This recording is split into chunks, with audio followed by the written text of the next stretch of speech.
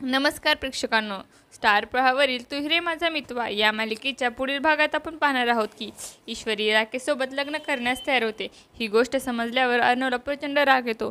जरी तो वरवर काहीच फरक पडत नसल्याचं दाखवत असला तरी आकाशला अर्णवच्या मनातील भावना समजून येतात।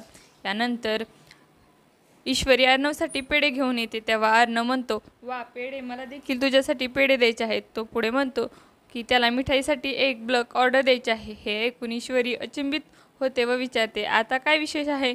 त्यावर अर्णव उत्तर देतो की तो आता लग्न करणार आहे आणि त्याच्यासाठी लग्नासाठी मिठाईची ऑर्डर ईश्वरीनेच करावी। हे ऐकून ईश्वरीला मोठा धक्का बसतो। अर्णव म्हणतो, तू राकेश सरांसोबत लग्न करत आहेस ना, मग माझ्याकडून हा पेढा, असं म्हणत तो तिने दिलेला पेढा परत करतो आणि सांगतो की तो आता लावण्यासोबत लग्न करण्याचा निर्णय घेतो।